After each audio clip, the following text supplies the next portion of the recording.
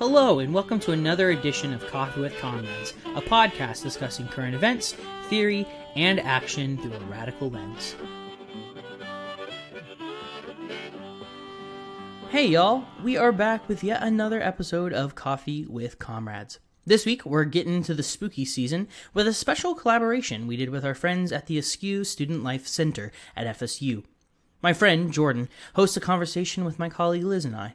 We talked about queer horror films, transphobia in the movie industry, LGBTQ representation on the silver screen, and the future of queer filmmaking. It was a lovely conversation, and I hope you'll dig it too. But first, a couple quick announcements. Coffee with Comrades is a proud member of the Rev Left Radio Federation and the Channel Zero Network. Our friends in Rebel Steps recently cut together a new jingle for the CZN. Check it out. You're listening to a Channel Zero Network podcast. The Channel Zero Network is a decentralized network of anarchist podcasts bringing you analysis of current events, media criticism, rebellious music, interviews with academics and authors, how-tos, and so much more. This is The Final Straw Radio, a weekly anarchist and anti-authoritarian radio show broadcasting out of occupied Salagi land in southern Appalachia. Hello, and welcome to Live Like the World is Dying, your podcast for what feels like the end times. I'm your host, Margaret Killjoy. What's up, y'all? I'm Pearson, host of Coffee with Comrades. You've been listening to Rebel Steps. I'm your host, Liz. Believe in yourself, trust one another, and get organized. Hello, this is Linda. You're listening to Subversion 1312 on the Channel Zero Network. Whether you are anarcho-curious or a hardened militant, CZN's ever-growing roster of programs has something for you. Head over to channelzeronetwork.com to find out more. If you dig this program, if you like what you hear, you can support our work by going to www.patreon.com/Coffee with Comrades and signing up to become a sustaining member on Patreon. For just $1 a month, you'll get access to behind-the-scenes content, bonus episodes, first access to new material, and more. If you chip in at the $5 a month level, we'll give you access to our digital zine catalog too. Speaking of which, the next issue of Cold Brew Chronicles will be dropping on Halloween, so keep your eyes peeled. Alright, I think that about does it for our announcements this week. Thank you so much again for listening. I sincerely hope you enjoy episode 108 of Coffee with Comrades, Modus Legendi, the monsters they engender.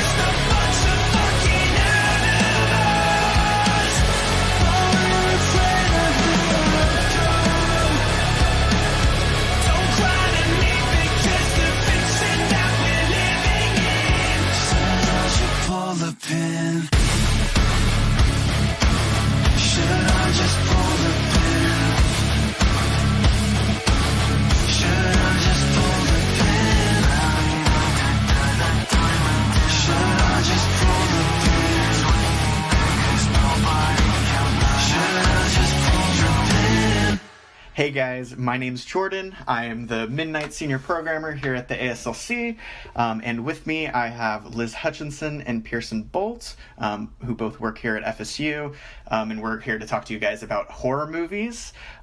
So would you guys like to introduce yourselves? How about you, Liz? Sure, I'll go first. I'm a third-year PhD student in the Literature, Culture, and Media program here at FSU, and I've been teaching all 3 years that I've been here. This year I'm teaching a class called Film Genres, where we particularly focus on Hollywood cinema, and the horror film with queer allegory. That's what I study as my dissertation project, is basically the erasure of queer people in Hollywood cinema and the very cross-sectional starting points of horror from classic all the way till now. Awesome, thank you. What about you, Pearson? Yeah, like Liz, I am a literature, media, and culture PhD. I am also in my third year. We are in the same cohort. I've been teaching here as well. I'm currently teaching an intro to English class and a class called the History of Texts and Technology, both of which are a lot of fun. So listeners should come, and they should definitely take Liz's class first, and then if you still have like an open slot, you should take one of my classes.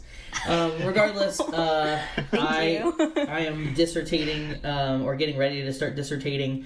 I'm interested in politics and social struggles. In particular, I'm interested in the tension between dystopia and what I call anti-utopia, and why it is that we don't have utopian visionary works anymore, and why everything is so dystopian, and who benefits from that.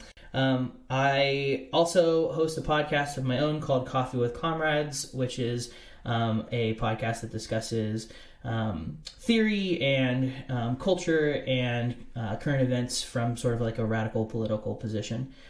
So if you're into that sort of thing, you can check it out wherever you get your podcasts. Awesome. Thank you, guys. So, like I said before, we're going to be talking about horror movies, and I think a really good first question, or first two questions are, what is your favorite horror movie, and why do you enjoy horror in general? I'll start. Like, my favorite horror movie is, I would say in between two. I would say Scream, just because classic. I think it's a classic.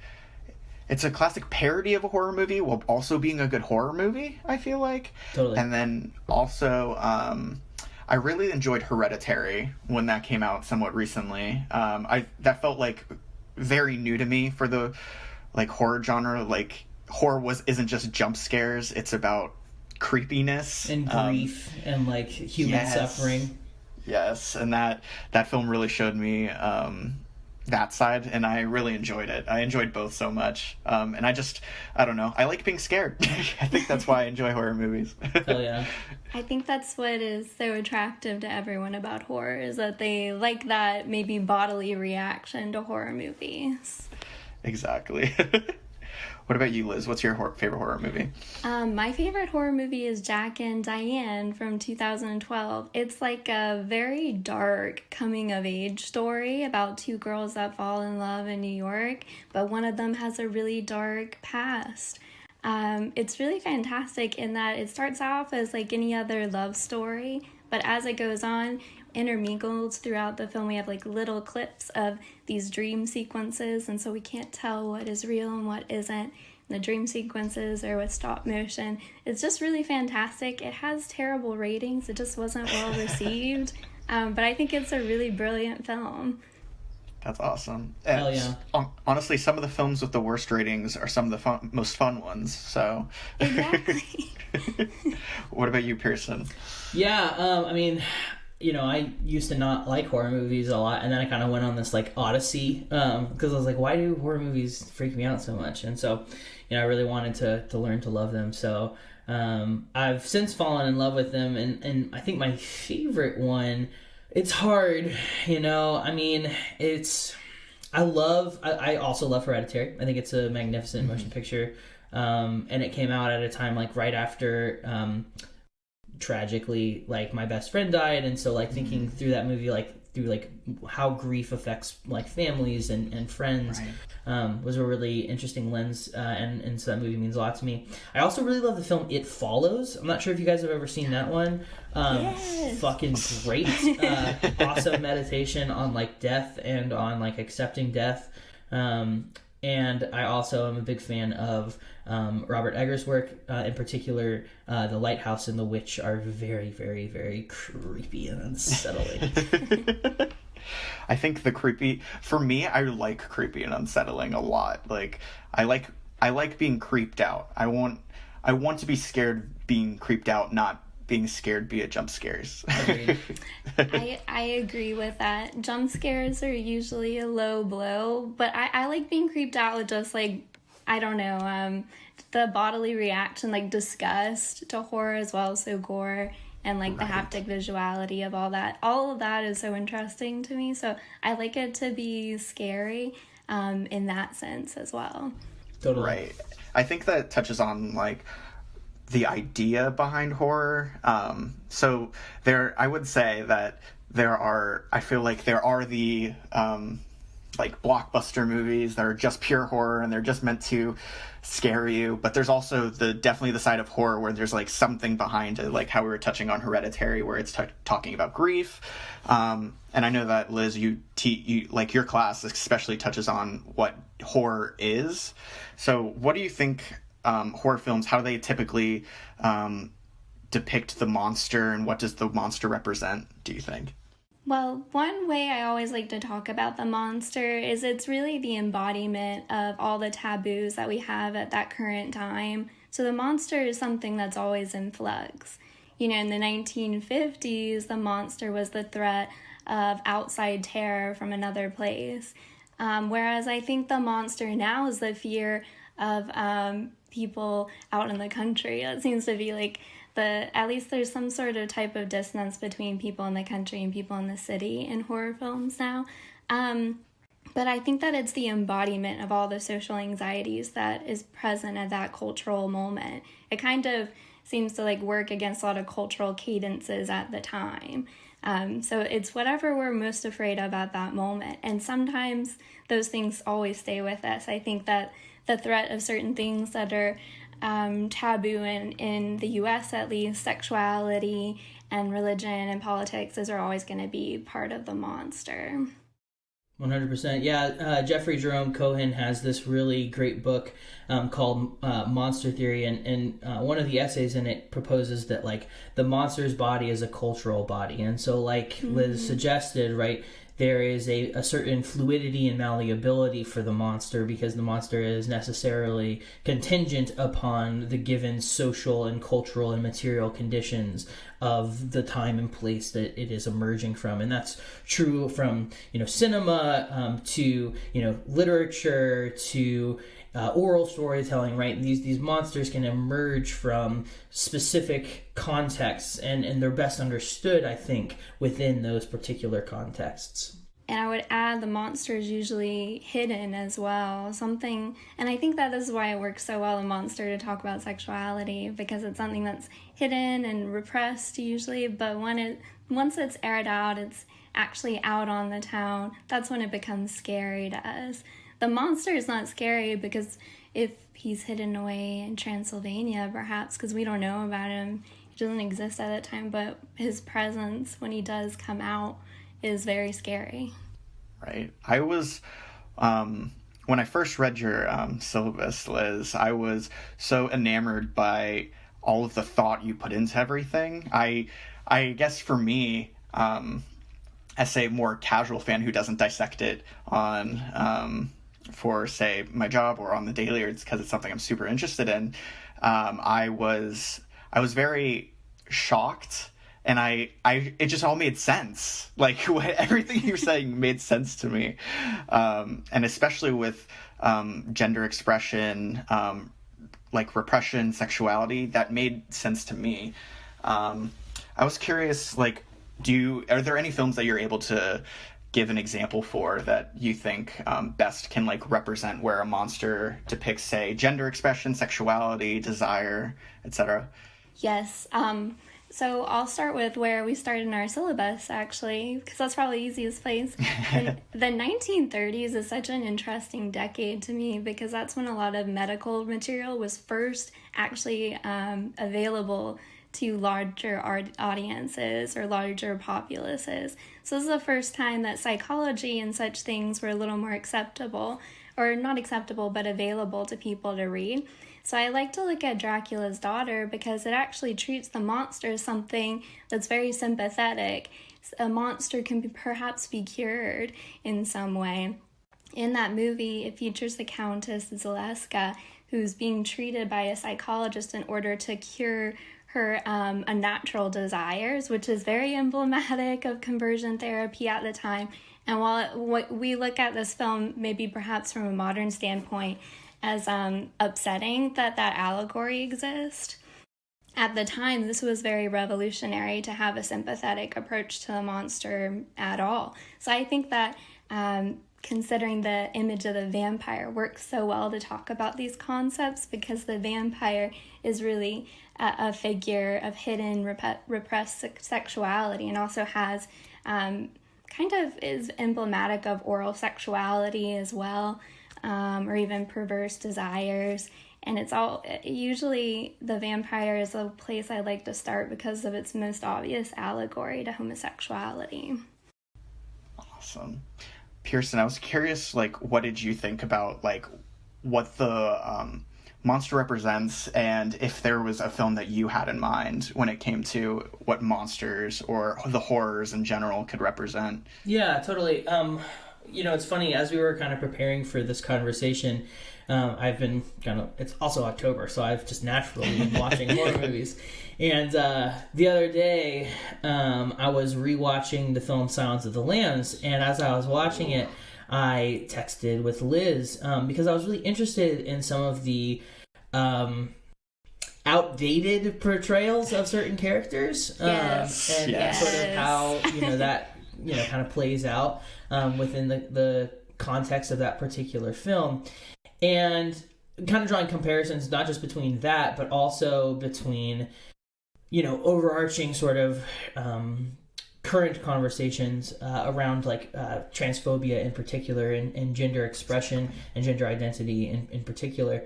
Because I was really interested in the way that the main antagonist in that film, Buffalo Bill, is clearly suffering from some form of gender dysphoria, but the filmmakers use this as a scare factor in the film, much the same way that J.K. Rowling shamelessly, who cannot write anything original herself, but has to shamelessly plagiarize other people. Like, if you thought that Harry Potter was revolutionary, go read Ursula K. Le Guin's Earth-Sea trilogy, or Earth-Sea series. I don't need to say anything more about that.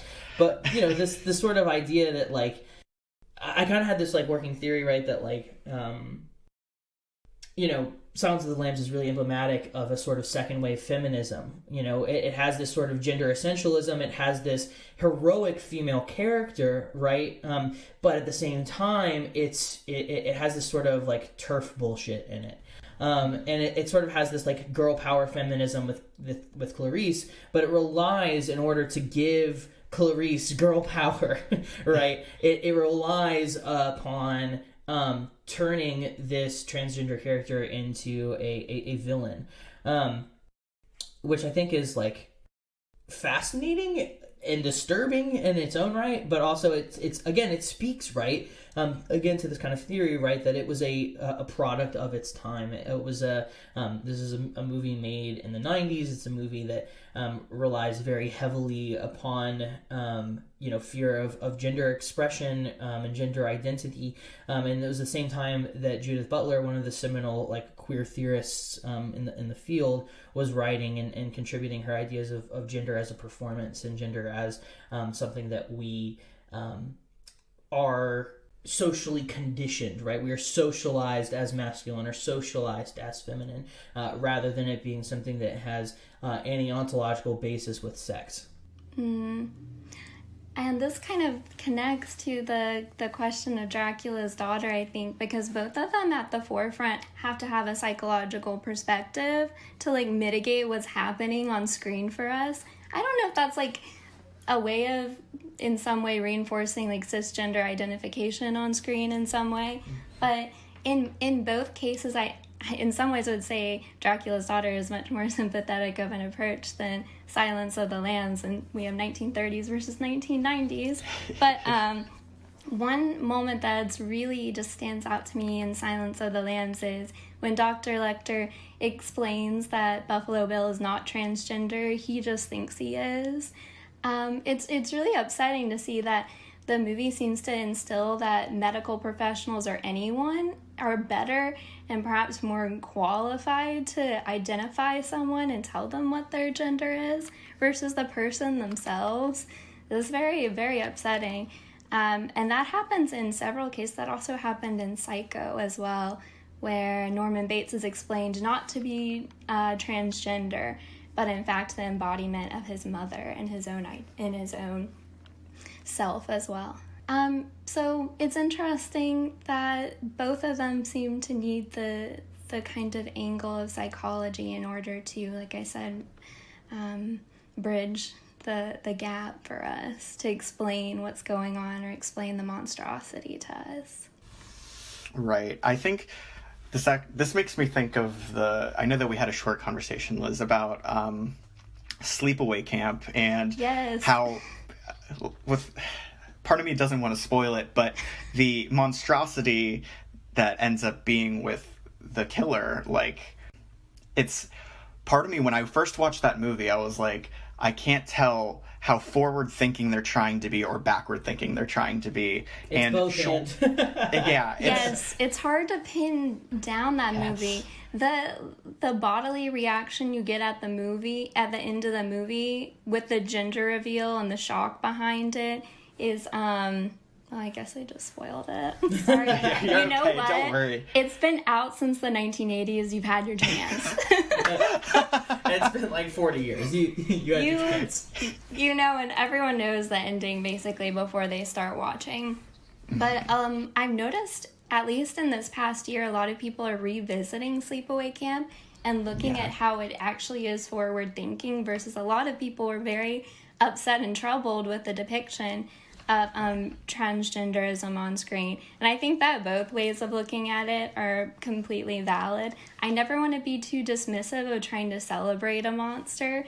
A lot of people want to identify with the monster and cherish that image because that's the only form of self-identification on screen for them. So I would never want to take that away from someone. But for me, I mean, the clear parallel or equation between monstrosity and transgenderism, if you're going to choose any film, it would be Sleepaway Camp. Right. It's funny because, it's just a fun, bad horror movie. And I think it starts... I really should rewatch it, but it really starts to... I think the shock value itself is where... it all ends up coming, because I feel like there are hints somewhat throughout the movie, but the shock itself is kind of everything that came from the movie for me. That's all I got from the movie was the shock itself, and that's why I felt like I was put off at first because of it. I didn't like the depiction. It's like you said, it can be. It depends on whatever lens, whether it be forward-thinking or backward-thinking. So I definitely understand that. Yes, it's a polarizing movie. It is. And then they made sequels. I haven't seen any of the sequels, but I don't know what the heck they would be about.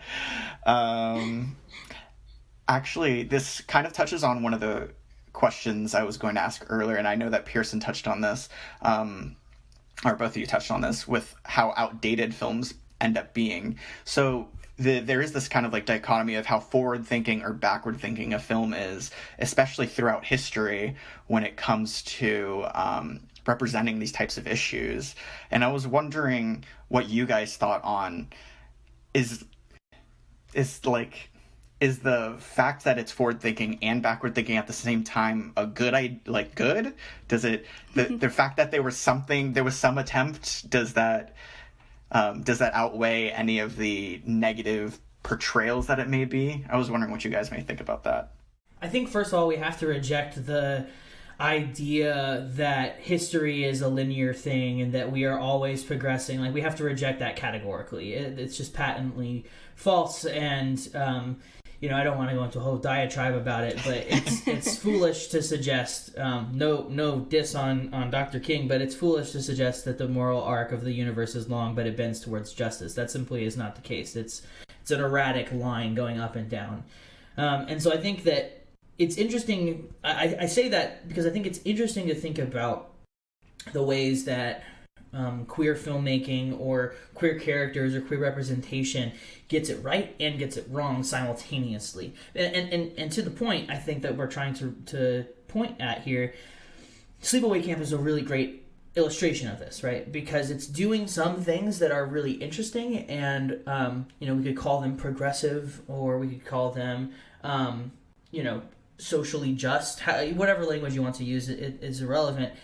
But there are also things about it that are regressive or reactionary or at times like very vitriolic. And so it's interesting to think about, again, this current cultural moment that we're in. And I don't want to keep dissing on J.K. Rowling, but I do kind of want to keep dissing on J.K. Rowling. There's this, recurrence, right, of transphobia in particular, and gender, expression. Just the other day, I'm currently up in Indiana visiting my partner, and just the other day we were in the local coffee shop, and there were like a couple of people sitting at a table, of course, without their masks on, who were talking about how gender is a physical thing, and then they had their Bibles sitting next to them, right? I think this is always going, maybe not always. I don't want to put that on it. I think that gender expression and identity is often contested, and I think that just as that is the case in real life, as a social and material phenomenon, it's also going to be the case in filmmaking or in literature, and I think that it's foolish to suggest that it's just naturally going to get better without us like making a struggle towards it, right? Without us actively engaging in trying to grapple with what it means to have representation in art, what it means to have queer liberation, what it means to understand and persevere and fight back against reactionary positions or deeply held conservatism and Puritanism that exists within popular culture here in the United States,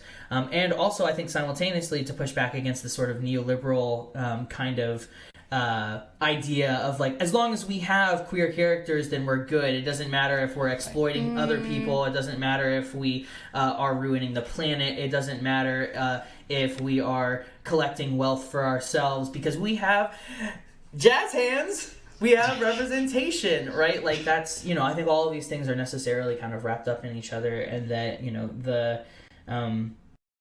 the struggle for queer liberation is necessarily the struggle for Black liberation, the struggle for women's liberation, the struggle for class, like the abolition of class.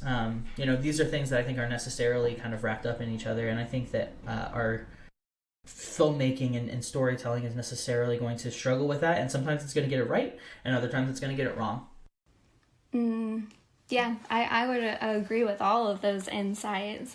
That's really interesting, Pearson. I always look at the horror film as a film of negotiation, especially like for exploitation and cult classics and camp. A lot of those directors were having to appease like mostly a largely white, straight production company that was staffed. So to be able as like a minority filmmaker to, let's say, like, if we're using an example, Blackula is a film I often like to point to. It's a blaxploitation movie. It's also a gaysploitation movie, and I love those. It's also part of the horror genre. But in that case, the director, William Crane, this was the first film that made him a large commercial success, and he was the first African-American director to reach commercial success. And it was through a film like Blackula, an exploitation film, and he was able to negotiate in terms of the representation of the main character and also dialogue and other such things, while still using camp, which is just amplified minority culture, to tell the story. So there's different tactics people have to use, and from today's standpoint, we might look at Blackula and say, these are caricatures. This may be offensive.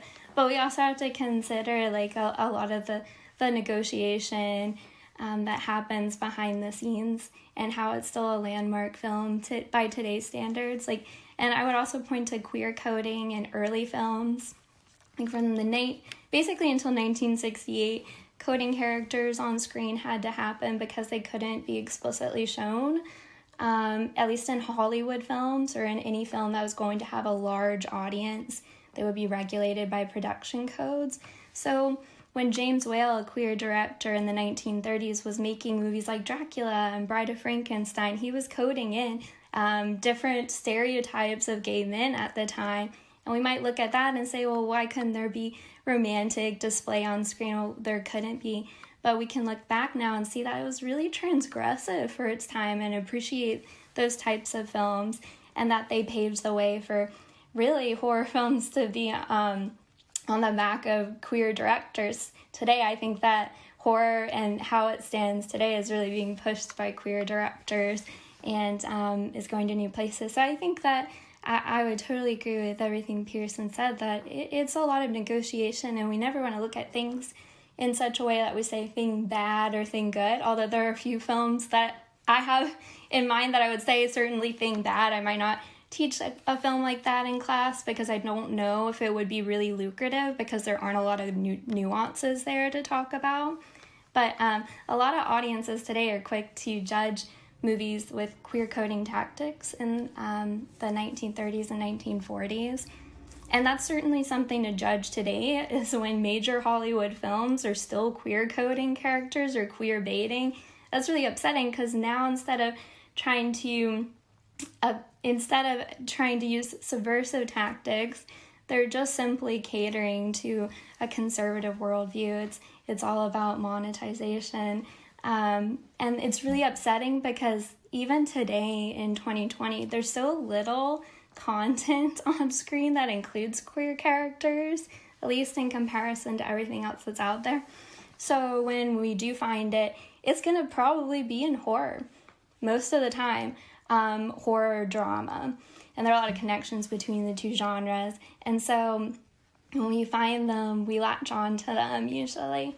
And I think that we can still critique some of the films, so we can definitely critique queer coding today, but we have to be careful and remember that films are always a negotiation.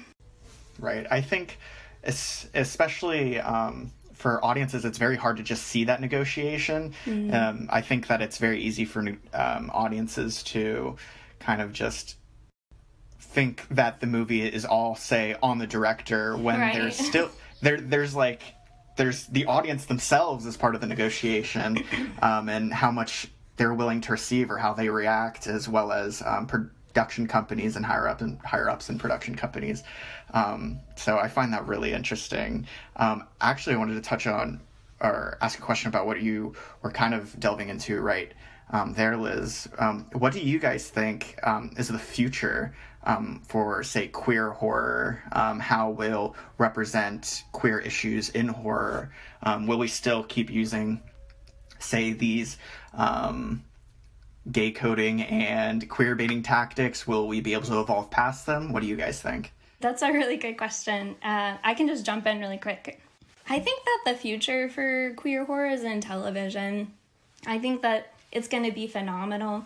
I mean, just in this past few months, we've had a show based on the novel One Flew Over the Cuckoo's Nest with Nurse Ratched, and that's a queer woman on screen and explores concepts of conversion therapy and the traumatic kind of gothic past of queer people in the United States, which is really interesting.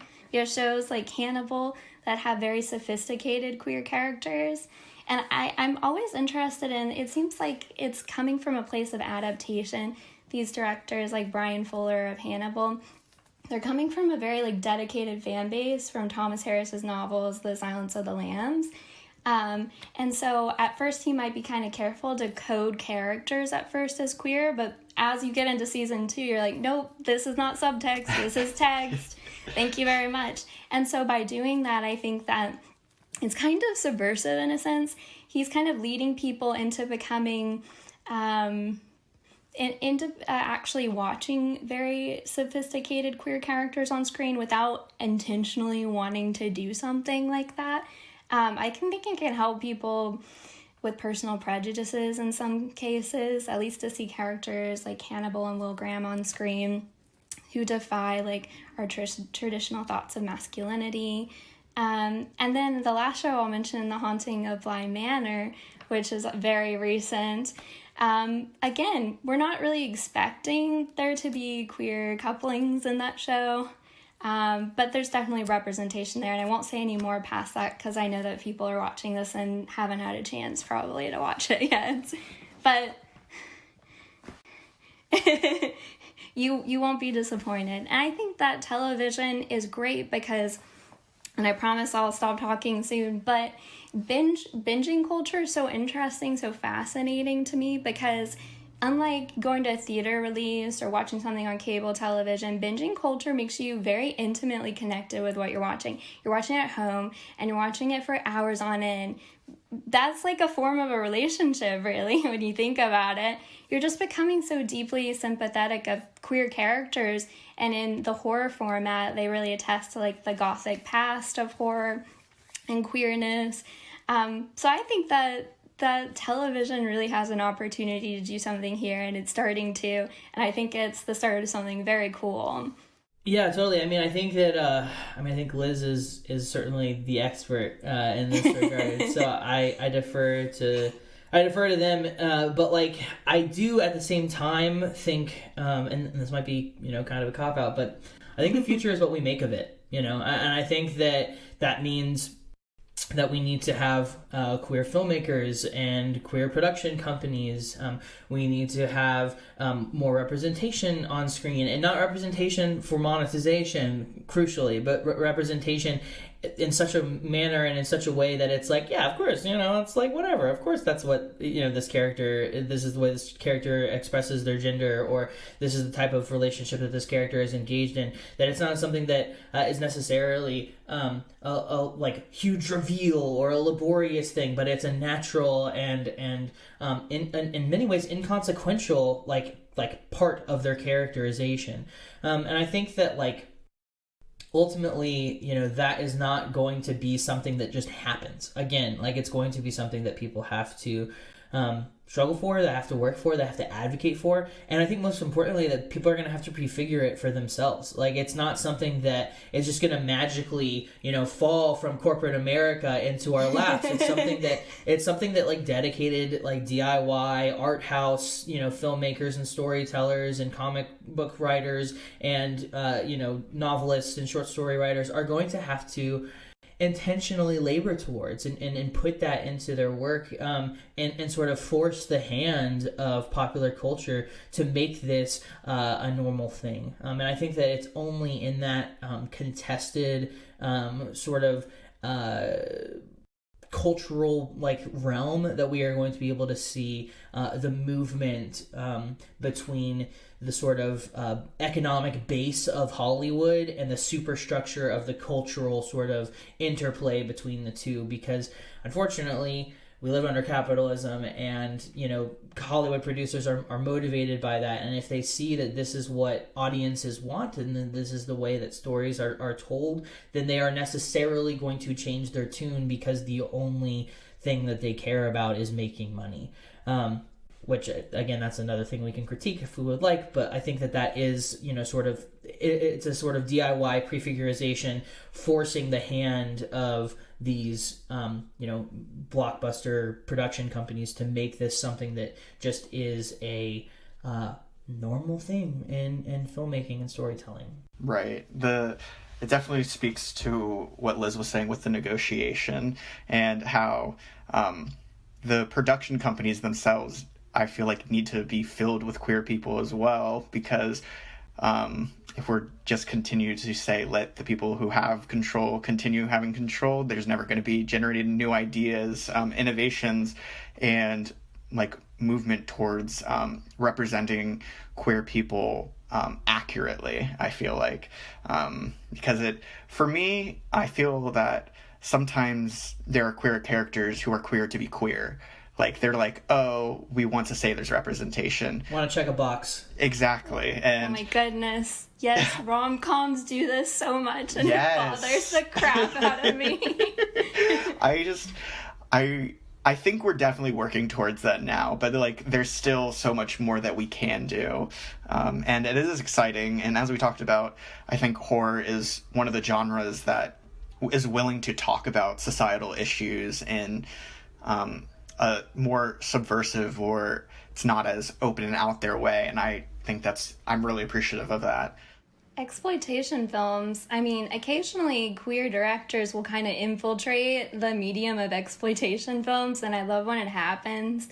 Like, for instance, the film Seed of Chucky, which is directed by one of the very few openly gay slasher writers available in the 1980s. Well, Seed of Chucky was made in 2004, but what happens when we have Don Mancini on behind the writing and directing is we have all of a sudden gender non-conforming characters and characters questioning their gender identity and their sexuality throughout a horror film that's really just supposed to be making money. It's a yet another sequel to the Chucky franchise, but all of a sudden people who go to see this movie are starting to maybe think about concepts of gender constructs, and they're thinking about the way we use pronouns and things. The son of Chucky in the film ends up by the end of the movie using they them pronouns, which is really fascinating for a film in 2004 that was made. So exploitation films, I think, can certainly be a useful medium for queer directors to be able to tell stories. Right. And I think one of the final things I wanted to end up talking about was it's kind of what you guys were both talking about with horror is kind of like partially on the forefront, and also on the forefront tends to be like more low budget because, say, somebody who wants to be a queer director won't be able to just go out to a production company and say, hey, I'd like to make this film, and then bam, it happens. Like, sometimes it has to be low budget. And I was curious what you guys thought about low budget horror movies when it comes to, say, this topic or in horror in general. I mean, I'm a punk, so I'm a big fucking fan of the DIY, like, aesthetic. You know, I'm a big fan of cult films. I'm a big fan of things that look like they're hi-fi or lo-fi or shot on, like, like a fucking, like, handheld, like, rickety camera. Like, I'm into that. And it is, it's such an aesthetic that there are major blockbusters that try to mimic that aesthetic. Think, for example, of Cloverfield, right? Right. And so I think, this might be controversial, but I think that in many ways, the further that art is from centers of power, the more salient, the more poignant, and the more powerful it is. Because of the fact that it's able to resist and defy the hegemonic norms that are established by patriarchy, by heteronormativity. And it really is the sort of outsider mentality that I think gives horror movies in particular, and horror movie and queer horror movies even more specifically, a poignancy that they would lack if they came from the center. And it's this ability to critique and to simultaneously offer a radical alternative vision to the sort of status quo of heteronormativity, of cisgender, like white patriarchy, right? That I think is so interesting. And I'm not opposed outright to, there being more queer producers in Hollywood, right? But what I think would happen is, because of the systemic structure of Hollywood, the systemic structure of capitalism, and the way that these things are so necessarily entwined, it would be much harder for them to not only tell transgressive or socially erudite stories from that particular space, but it would almost become something that they would be subsumed by, because this is precisely how power functions. And so I don't want to say that queer horror and queer filmmakers or queer storytellers must always be relegated to the margins. Don't misunderstand me. But what I am saying is that it's from that position that they are able to offer such fantastic insight about our social conditions, about our material world in which we are living in, our cultural phenomena that crop up again and again and again. And so I think that, long story short, I think that it is that sort of aesthetic that lends queer horror, and particular its saliency and its potency, that it wouldn't have necessarily were it to come from a blockbuster horror making phenomenon like fucking like Blumhouse or something like that. We wouldn't see the same type of urgency and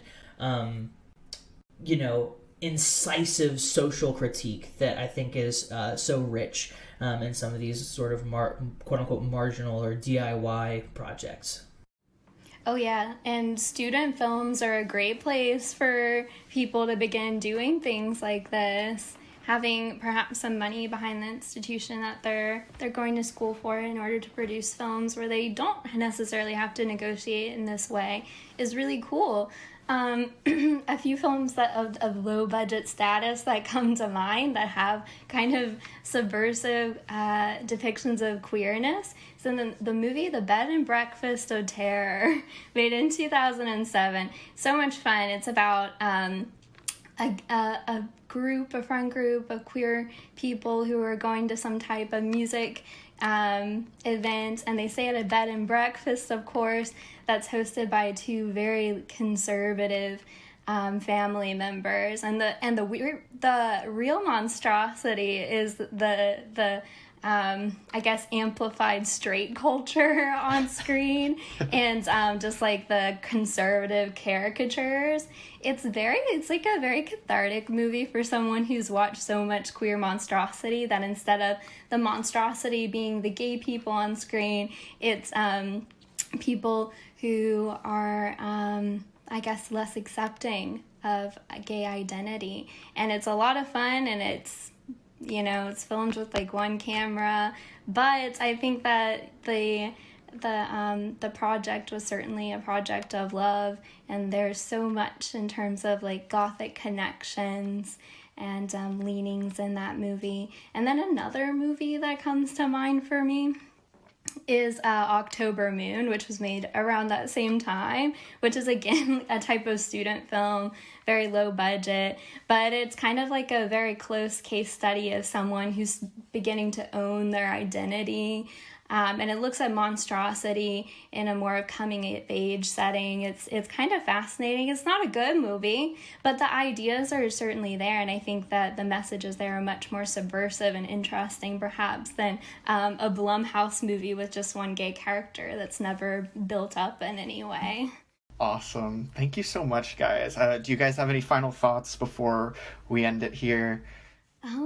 Just to continue supporting work by queer directors if possible. That's a great way of doing something as an audience member.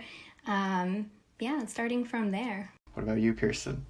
Yeah, I mean, I'd second that. I mean, again, I think, I don't want to sound like a broken record here, but I really do think that,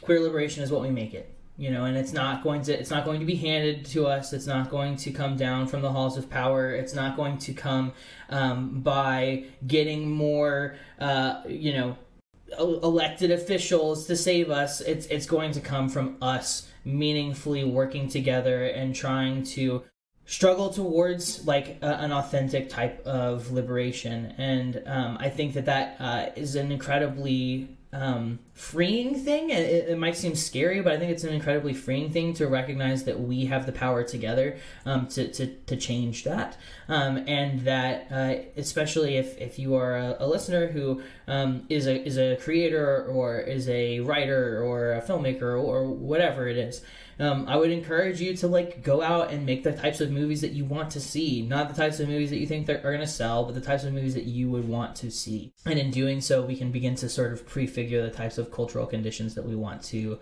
bring into the world. Right. Thank you guys so much. I feel like this was a very educational experience. Even as somebody who identifies as gay, I feel like I learned so much from this discussion alone, and I'm hoping that listeners will feel the same. Thank you for having us. Of course. Yeah, for sure. This has been fun. There's so much more that we could talk about queer issues. There's even so much more that we could talk about with horror movies. So I just appreciate you guys doing this with me. Of course. Cheers. Thanks, buddy. Thank you. Thank you, everyone. And that about does it for this week's episode of Coffee with Comrades. This is an entirely DIY show run by workers for workers. If you like what you hear, you can follow us on Twitter at CoffeeWComrades and Instagram at CoffeeWithComrades. Check out our website, www.coffeewithcomrades.com, and sign up to support our work with a monthly contribution by going to www.patreon.com/coffeewithcomrades. You can find Coffee with Comrades on Apple Podcasts, Spotify, Google Play, wherever you go to get your anti-capitalist propaganda.